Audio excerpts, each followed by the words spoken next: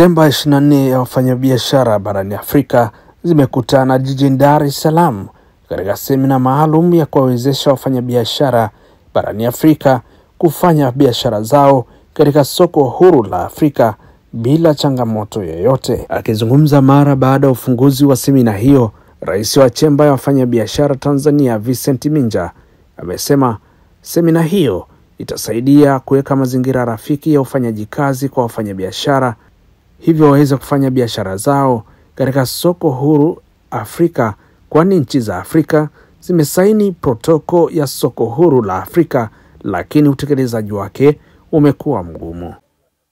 Leo tuna mkutano muhimu sana, mkubwa sana wa chemba mbalimbali za Afrika, yani za nchi za Afrika, ambao tunakutana hapa Dar es Salaam kwa ajili ya kujadili mipango mbalimbali ya chemba na kuangalia matatizo ambayo chemba inayapata na kuangalia jinsi gani ambayo tunaweza tukafanya sisi kama chemba za Afrika kuweka mazingira mazuri ya chemba kuweza kufanya kazi vizuri na kuweza kuwasaidia wafanyabiashara katika nchi zetu ili waweze kufanya biashara. Na timu kubwa sana au jambo kubwa sana ambalo tunazungumzia hapa ni swala vile vile la biashara huru, soko la biashara huru la Afrika. Tunajua kwamba nchi zetu za Afrika tayari zimesha saini hiyo tunaita protocol ya soko huru la Afrika, lakini utekelezaji wake kidogo umekuwa ni mgumu. Kwa sisi kama chemba za Afrika ambao nyingi ndio ambazo zinatoa certificate za soko la Afrika, tuko hapa tutajadiliana kuangalia kwamba vikwazo ni nini, tufanyeje ili nchi za Afrika ziweze kufanya biashara kwa kushirikiana kwenye soko la Afrika. Tunapojua sisi ni rahisi sana sasa hivi kwenye nchi zetu kufanya biashara na nchi kama China, lakini ni ngumu sana Tanzania kufanya na nchi ambayo iko karibu kabisa, labda mfano Central Africa, labda Congo.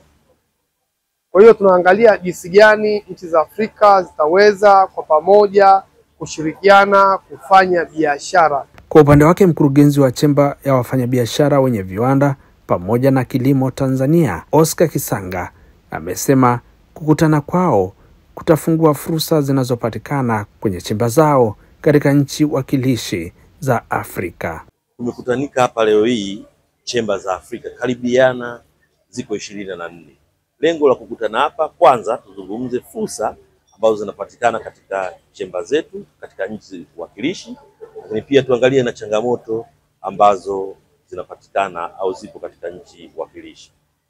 Moja ya ajenda kubwa ni kuhusiana na soko huru la Afrika, Africa Continental Free Trade Area. Yako makubaliano na mazungumzo yanayoendelea. Itakapofika mwaka 2030, ukifanya biashara katika soko hili huru la Afrika, yani bidhaa yako yoyote utakaweza kuipeleka, aidha umepeleka katika nchi yako kupeleka nchi yoyote ya Afrika, utaenda kuuza kwa zero tariff. Yani utaenda kuuza kwa ushuru wa sifuri. Maana yake nini? Ukipeleka viatu vyako kama unazalisha pa Tanzania, ukaenda kupeleka labda Nigeria, ukapeleka Burkina Faso, ukapeleka Gabon, Kameruni, unaenda kuuza kwa zero tariff. Kwa maana hiyo basi, sisi kama Watanzania tuanze kujipanga kuhakikisha kwamba tunazalisha bidhaa ambazo zinaweza kwenda kushindana katika hilo soko. So I'm glad I'm here. I want to create synergies that Ethiopian women in export can create partnership with Tanzanian women in export, and we export to Tanzania the best we have, like Ethiopian coffee, the best we have, which we can export, because I've been drinking here now Nescafe, which doesn't make sense, while we can have fresh coffee. And the best thing that Tanzania has that Ethiopia can import. So this is how we need to do business, particularly now with the opportunity of the African Continental Free Trade Area Agreement, which both our countries have signed and ratified. I think this is an opportunity where we have to build the capacities of our women to trade under this big trade initiative. I think the relevance of the CMI workshop is to empower, should I say, the business models of chambers on our continent. Chambers are a very important platform in terms of being able to bring about the private sector needs within the various countries on our continent, and how we speak as private sector on the continent with regards to interacting with government and other critical stakeholders. But underpinning the relevance of chambers is obviously how these chambers survive. And this is why we're talking about how do you model the business operations, the relevance, the purpose